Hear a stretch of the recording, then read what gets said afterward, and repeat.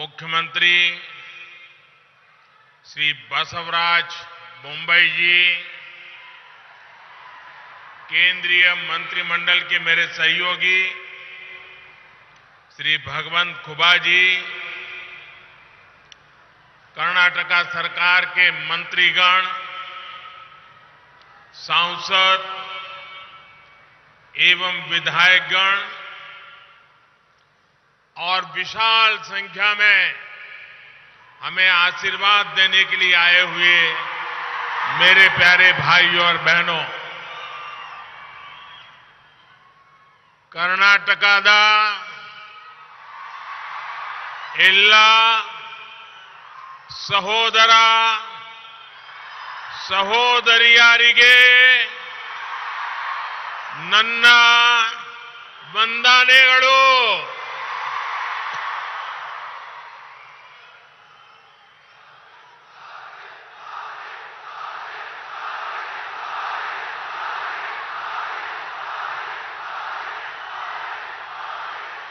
जहां जहां मेरी नजर पहुंचती है, लोग ही लोग नजर आते हैं। हेलीपैड भी चारों तरफ से भरा पड़ा है और यहां भी मैं पीछे देख रहा हूं, चारों तरफ इस पंडाल के बाहर हजारों लोग धूप में खड़े हैं। आपका ये प्यार, आपके आशीर्वाद हम सबकी बहुत बड़ी ताकत है।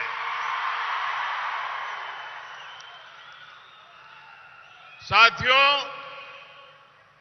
यादगीर एक समृद्ध इतिहास को संजोए हुए है। रट्टीहल्ली का प्राचीन किला हमारे अतीत, हमारे पूर्वजों के सामर्थ्य का प्रतीक है।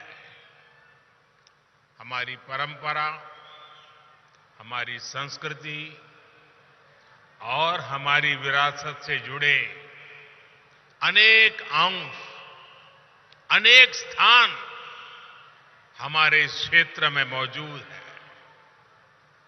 यहां उस सुरापुर रियासत की धरोहर है जिसे महान राजा वेंकटप्पा नायक ने अपने स्वराज और सुशासन से देश में विख्यात कर दिया था। इस धरोहर पर हम सभी को गर्व है। भाइयों और बहनों, मैं आज कर्नाटका के विकास से जुड़े हजारों करोड़ रुपए के प्रोजेक्ट्स आपको सौंपने और नए प्रोजेक्ट की शुरुआत करने आया हूं। अभी यहां पानी और सड़क से जुड़े बहुत बड़े प्रोजेक्ट का शिलान्यास और लोकार्पण हुआ है।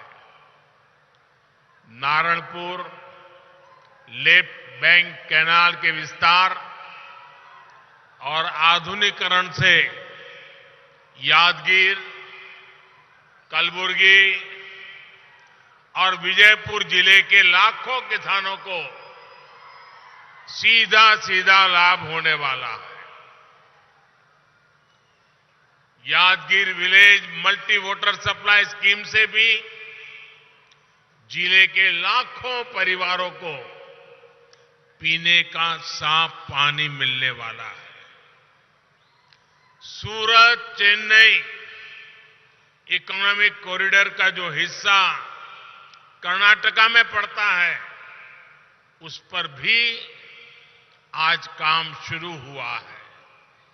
इससे यादगीर, रायचूर और कलबुर्गी सहित इस पूरे क्षेत्र में ईज ऑफ लिविंग भी बढ़ेगी और यहां उद्यमों को, रोजगारों को भी बहुत बल मिलने वाला है। विकास के इन सभी प्रोजेक्ट्स के लिए यादगीर के, कर्नाटका के सभी लोगों को बहुत बहुत बधाई। मैं बोम्मई जी की और उनकी पूरी टीम को भी बहुत बहुत बधाई देता हूं। जिस प्रकार उत्तर कर्नाटका के विकास के लिए तेजी से काम हो रहा है, वो सराहनीय है। भाइयों और बहनों, भारत की आजादी के 75 वर्ष पूरे हो चुके हैं। अब देश अगले 25 वर्षों के नए संकल्पों को सिद्ध करने के लिए आगे बढ़ रहा है। ये 25 साल देश के प्रत्येक व्यक्ति के लिए अमृत काल है। प्रत्येक राज्य के लिए अमृत काल है। इस अमृत काल में हमें विकसित भारत का निर्माण करना है। भारत विकसित तब हो सकता है जब देश का हर नागरिक, हर परिवार, हर राज्य इस अभियान से जुड़े। भारत विकसित तब हो सकता है जब खेत में काम करने वाला किसान हो या फिर उद्योगों में काम करने वाला श्रमिक, सभी का जीवन बेहतर हो। भारत विकसित तब हो सकता है जब खेत में फसल भी अच्छी हो और फैक्ट्रियों का भी विस्तार हो। और साथियों, ये तभी संभव है जब हम बीते दशकों के खराब अनुभवों, गलत नीति रणनीति से सीखें, उन्हें फिर से दोहराने से बचें। हमारे सामने यादगीर का उत्तर कर्नाटका का उदाहरण है। इस क्षेत्र का सामर्थ्य किसी से कम नहीं है। इस सामर्थ्य के बावजूद ये क्षेत्र विकास की यात्रा में बहुत पीछे रह गया था। पहले जो सरकारें थी उसने यादगीर सहित अनेक जिलों को पिछड़ा घोषित कर अपनी जिम्मेदारी से हाथ धो दिए थे। इस क्षेत्र के पीछे रहने का कारण क्या है? यहां का पिछड़ापन कैसे दूर होगा? इस पर पहले की सरकारों ने न सोचने के लिए समय निकाला, मेहनत करना तो दूर की बात रही। जब सड़क, बिजली और पानी जैसे इंफ्रास्ट्रक्चर पर निवेश करने का समय था, तब उस समय जो दल सरकारों में थे, उन दलों ने वोट बैंक की राजनीति को बढ़ावा दिया। इस जाति, उस मत मजहब का वोट पक्का वोट कैसे बन जाए, हर योजना, हर कार्यक्रम को इसी दायरे में बांध करके रखा। इसका बहुत बड़ा नुकसान कर्नाटका ने उठाया, इस हमारे पूरे क्षेत्र ने उठाया, आप सब मेरे भाइयों बहनों ने उठाया। साथियों, हमारी सरकार की प्राथमिकता वोट बैंक नहीं है। हमारी प्राथमिकता है विकास, विकास और विकास। 2014 में आप सबने मुझे आशीर्वाद दिए, मुझे एक बहुत बड़ी जिम्मेदारी सौंपी। मैं जानता हूं कि जब तक देश का एक भी जिला विकास के पैमाने पर पीछा रहेगा, तब तक देश विकसित नहीं हो सकता। इसलिए जिनको पहले की सरकार ने पिछड़ा घोषित किया, उन जिलों में हमने विकास की आकांक्षा को प्रोत्साहित किया। हमारी सरकार ने यादगीर सहित देश के 100 से अधिक ऐसे जिलों में आकांक्षी जिला कार्यक्रम शुरू किया। हमने इन जिलों में सुशासन पर बल दिया, गुड गवर्नेंस पर बल दिया, विकास के हर पैमाने पर काम शुरू किया। यादगीर सहित सभी आकांक्षी जिलों को इसका लाभ भी मिला है। आज देखिए, यादगीर ने बच्चों का 100% टीकाकरण कर दिखाया है। यादगीर जिले में कुपोषित बच्चों की संख्या में बहुत कमी आई है। यहां के 100% गांव सड़कों से जुड़ चुके हैं। ग्राम पंचायतों में डिजिटल सेवाएं देने के लिए कॉमन सर्विस सेंटर है। शिक्षा हो, स्वास्थ्य हो, कनेक्टिविटी हो, हर प्रकार से यादगीर जिले का प्रदर्शन टॉप 10 आकांक्षी जिलों में रहा है। और इसके लिए मैं यादगीर जिले के जनप्रतिनिधियों को, यहां के डिस्ट्रिक्ट एडमिनिस्ट्रेशन की टीम को मेरी तरफ से बहुत बहुत बधाई देता हूं। आज यादगीर जिले में नए उद्योग आ रहे हैं। केंद्र सरकार ने यहां फार्मा पार्क की स्वीकृति भी दे दी है। भाइयों और बहनों, वाटर सिक्योरिटी एक ऐसा विषय है जो 21वीं सदी के भारत के विकास के लिए बहुत जरूरी है। भारत को विकसित होना है तो border security, coastal security, internal security के तरह ही वाटर सिक्योरिटी से जुड़ी चुनौतियों को भी समाप्त करना ही होगा। डबल इंजन की सरकार सुविधा और संचय की सोच के साथ काम कर रही है। 2014 में जब आपने हमें अवसर दिया, तब 99 ऐसी सिंचाई परियोजनाएं थी जो दशकों से लटकी हुई थी। आज इनमें से 50 के करीब योजनाएं पूरी हो चुकी हैं। हमने पुरानी योजनाओं पर भी काम किया और जो संसाधन हमारे पास पहले से थे, उनके विस्तार पर भी बल दिया। कर्नाटका में भी ऐसे अनेक प्रोजेक्ट्स पर काम चल रहा है। नदियों को जोड़कर सूखा प्रभावित क्षेत्रों तक पानी पहुंचाया जा रहा है।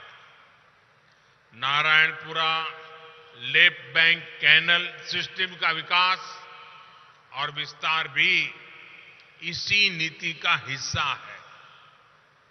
अब जो नया सिस्टम बना है, जो नई तकनीक इसमें जोड़ी गई है, इससे 4.5 लाख हेक्टेयर भूमि सिंचाई के दायरे में आएगी। अब कैनाल के आखिरी छोर तक भी पर्याप्त पानी पर्याप्त समय के लिए आ पाएगा। साथियों, आज देश में पर ड्रॉप मोर क्रॉप पर, माइक्रो इरिगेशन पर अभूतपूर्व बल दिया जा रहा है। बीते 6-7 सालों में 70 लाख हेक्टेयर भूमि को माइक्रो इरिगेशन के दायरे में लाया गया है। कर्नाटका में भी इसको लेकर के बहुत अच्छा काम हुआ है। आज कर्नाटका में माइक्रो इरिगेशन से जुड़े जिन प्रोजेक्ट्स पर काम चल रहा है, उससे 5 लाख हेक्टेयर भूमि को लाभ होगा। डबल इंजन सरकार भूजल के स्तर को ऊपर उठाने के लिए भी बड़े स्तर पर काम कर रही है। अटल भूजल योजना हो, अमृत सरोवर अभियान के तहत हर जिले में 75 तालाब बनाने की योजना हो, या फिर कर्नाटका सरकार की अपनी योजनाएं, इससे जल स्तर बनाए रखने में मदद मिलेगी। भाइयों और बहनों, डबल इंजन सरकार कैसे काम कर रही है, इसका बेहतरीन उदाहरण जल जीवन मिशन में भी दिखता है। 3.5 साल पहले जब ये मिशन शुरू हुआ था, तब देश के 18 करोड़ ग्रामीण परिवारों में से सिर्फ 3 करोड़ ग्रामीण परिवारों के पास नल कनेक्शन था। आज देश के लगभग, ये आंकड़ा याद रखना, हम जब सरकार में आए थे तब 3 करोड़ घरों में, आज देश के लगभग 11 करोड़ ग्रामीण परिवारों के घरों में नल से जल आने लगा है। यानी हमारी सरकार ने देश में 8 करोड़ नए ग्रामीण परिवारों तक पाइप से पानी पहुंचाया है। और इसमें कर्नाटका के भी 35 लाख ग्रामीण परिवार शामिल हैं। मुझे खुशी है कि यादगीर और रायचूर में हर घर जल की कवरेज कर्नाटका और देश की कुल औसत से भी अधिक है। और जब नल से जल घर में पहुंचता है ना, तो माताएं बहनें मोदी को भरपूर आशीर्वाद देती है। हर दिन जब पानी आता है, मोदी के लिए उनके आशीर्वाद बहने शुरू हो जाते हैं। आज जिस योजना का शिलान्यास हुआ है, उससे यादगीर में घर घर नल से जल पहुंचाने के लक्ष्य को और गति मिलेगी। जल जीवन मिशन का एक और लाभ मैं आपके सामने रखना चाहता हूं। एक स्टडी में सामने आया है कि भारत के जल जीवन मिशन की वजह से हर साल 1.25 लाख से अधिक बच्चों का जीवन हम बचा पाएंगे। आप कल्पना कर सकते हैं, 1.25 लाख बच्चे प्रति वर्ष मौत के मुख में जाने से बच जाते हैं, तो ईश्वर भी तो आशीर्वाद देता है साथियों, जनता जनार्दन भी आशीर्वाद देती है। साथियों, दूषित पानी की वजह से हमारे बच्चों पर कितना बड़ा संकट था, और अब कैसे हमारी सरकार ने आपके बच्चों का जीवन बचाया है। भाइयों और बहनों, हर घर जल अभियान डबल इंजन सरकार के डबल बेनिफिट का भी उदाहरण है। डबल इंजन यानी डबल वेलफेयर, डबल तेजी से विकास। कर्नाटका को इससे कैसे लाभ हो रहा है, आप लोग तो भली भांति जानते हैं। केंद्र सरकार किसानों के लिए पीएम किसान सम्मान निधि योजना के तहत 6,000 रुपये देती है। वहीं कर्नाटका सरकार इसमें 4,000 रुपया और जोड़ती है ताकि किसानों को डबल लाभ हो। यहां यादगीर के भी लगभग 1.25 लाख किसान परिवारों को भी पीएम किसान सम्मान निधि के लगभग 250 करोड़ रुपए मिल चुके हैं। साथियों, केंद्र सरकार नई राष्ट्रीय शिक्षा नीति लाई है। वहीं कर्नाटका सरकार विद्या निधि योजना से गरीब परिवारों के बच्चों की अच्छी शिक्षा में मदद कर रही है। केंद्र सरकार महामारी और दूसरे संकटों के बावजूद तेज विकास के लिए कदम उठाती है। वहीं राज्य सरकार इसका लाभ उठाते हुए कर्नाटका को देश में निवेशकों की पहली पसंद बनाने के लिए आगे बढ़ रही है। केंद्र सरकार बुनकरों को मुद्रा योजना के तहत मदद देती है। वहीं कर्नाटका सरकार महामारी के दौरान उनका ऋण माफ करती है और उन्हें आर्थिक सहायता भी देती है। तो हुआ ना डबल इंजन का, यानी डबल बेनिफिट। साथियों, आजादी के इतने वर्षों बाद भी अगर कोई व्यक्ति वंचित है, कोई वर्ग वंचित है, कोई क्षेत्र वंचित है, तो उस वंचित को हमारी सरकार सबसे ज्यादा वरीयता दे रही है। और वंचितों को वरीयता, ये है हम लोगों का कार्य करने का राह है, संकल्प है, मंत्र है। हमारे देश में दशकों तक करोड़ों छोटे किसान भी हर सुख सुविधा से वंचित रहे। सरकारी नीतियों में उनका ध्यान तक नहीं रखा गया। आज यही छोटा किसान देश की कृषि नीति की सबसे बड़ी प्राथमिकता है। आज हम किसान को मशीनों के लिए मदद दे रहे हैं, ड्रोन जैसी आधुनिक टेक्नोलॉजी की तरफ ले जा रहे हैं, नैनो यूरिया जैसी आधुनिक खाद उपलब्ध करा रहे हैं। वहीं दूसरी तरफ प्राकृतिक खेती को भी प्रोत्साहित कर रहे हैं। आज छोटे किसान को भी किसान क्रेडिट कार्ड दिए जा रहे हैं। छोटे किसान फिर भूमिहीन परिवारों को अतिरिक्त आय हो, इसके लिए पशुपालन, मछली पालन, मधुमक्खी पालन, उसके लिए भी मदद दी जा रही है। भाइयों और बहनों, आज जब मैं यादगीर आया हूं तो कर्नाटका के परिश्रम किसानों का एक और बात के लिए भी आभार व्यक्त करूंगा। ये क्षेत्र दाल का कटोरा है। यहां की दालें देश भर में पहुंचती है। बीते 7-8 वर्षों में अगर भारत ने दालों के लिए अपने विदेशी निर्भरता को कम किया है तो इसमें उत्तर कर्नाटका के किसानों की बहुत बड़ी भूमिका है।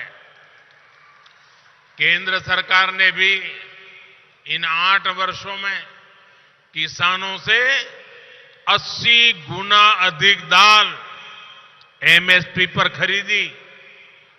2014 से पहले जहां दाल किसानों को कुछ 100 करोड़ रुपए मिलते थे, वहीं हमारी सरकार ने दाल वाले किसानों को 60,000 करोड़ रुपए दिए हैं। अब देश खाद्य तेल में आत्मनिर्भरता के लिए भी विशेष अभियान चला रहा है। इसका लाभ भी कर्नाटका के किसानों को जरूर उठाना चाहिए। आज बायोफ्यूल, इथेनॉल के उत्पादन और उपयोग के लिए भी देश में बहुत बड़े स्तर पर काम चल रहा है। सरकार ने पेट्रोल में इथेनॉल की ब्लेंडिंग का लक्ष्य भी बढ़ा दिया है। इससे भी कर्नाटका के गन्ना किसानों को बहुत लाभ होने वाला है। साथियों, एक और बड़ा अवसर आज दुनिया में पैदा हो रहा है, जिसका लाभ कर्नाटका के किसानों, विशेष रूप से छोटे किसानों को जरूर होगा। भारत के आग्रह पर संयुक्त राष्ट्र ने, यूनाइटेड नेशन ने इस वर्ष को इंटरनेशनल ईयर ऑफ मिलेट घोषित किया है। कर्नाटका में ज्वार और रागी जैसे मोटे अनाज की बहुत पैदावार होती है। अपने इस पौष्टिक मोटे अनाज की पैदावार बढ़ाने और इसे विश्व भर में प्रमोट करने के लिए डबल इंजन सरकार प्रतिबद्ध है।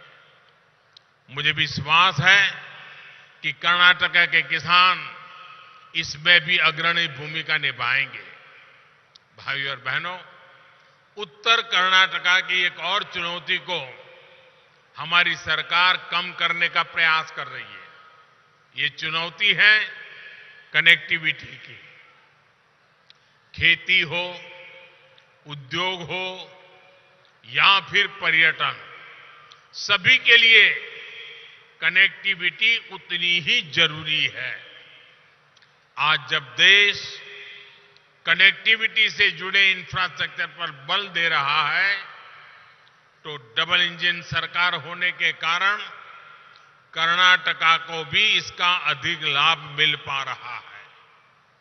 सूरत चेन्नई इकोनॉमिक कॉरिडोर का लाभ भी नॉर्थ कर्नाटका के एक बड़े हिस्से को होने वाला है। देश की दो बड़े पोर्ट सिटी के कनेक्ट होने से इस पूरे क्षेत्र में नए उद्योगों के लिए संभावनाएं बनेगी। नॉर्थ कर्नाटका के पर्यटक स्थलों, तीर्थों तक पहुंचना भी देशवासियों के लिए आसान हो जाएगा। इससे यहां युवाओं के लिए रोजगार और स्वरोजगार के हजारों नए अवसर बनेंगे। इंफ्रास्ट्रक्चर और रिफॉर्म पर डबल इंजन सरकार के फोकस के कारण कर्नाटका निवेशकों की पसंद बन रहा है।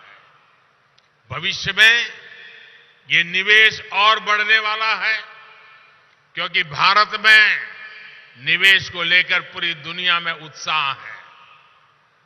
मुझे विश्वास है कि नॉर्थ कर्नाटका को भी इस उत्साह का भरपूर लाभ मिलेगा।